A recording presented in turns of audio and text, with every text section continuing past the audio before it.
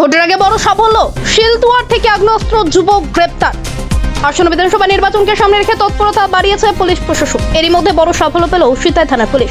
বুধবার ভোররাতে গোপন সূত্রে খবর পেয়ে অভিযান চালিয়ে শিলদুয়ার এলাকা থেকে এক যুবককে গ্রেপ্তার করা হয়। পুলিশ সূত্রে জানা গিয়েছে, ধৃত যুবকের নাম প্রত্যয় বর্মন। বুধবার ভোর প্রায় 4:30 নাগাদ অভিযান চালিয়ে তাকে আটক করা হয়। এরপর তার দেহ তল্লাশি করে একটি দেশীয় আগ্নেয়াস্ত্র ও 1 রাউন্ড গুলি উদ্ধার করে পুলিশ। এই ঘটনায় এলাকায় চাঞ্চল্য ছড়িয়েছে। প্রাথমিকভাবে অনুমান করা হচ্ছে, নির্বাচনের আগে এলাকায় অশান্তি সৃষ্টি বা বেআইনি কাজে এই অস্ত্র ব্যবহার করা হতে পারত। তাই সময় মতো এই অভিযান চালিয়ে পুলিশ বড়সড় বিপদ এড়াতে পারছে বলে মনে করা হচ্ছে। পুলিশ ইতিমধ্যে ধৃত যুবককে নিজেদের হেফাজতে নিয়ে জিজ্ঞাসাবাদ শুরু করেছে। কোথা থেকে সেই অস্ত্র পেল, এর সঙ্গে আর কেউ জড়িত আছে কিনা তা খতিয়ে দেখা হচ্ছে।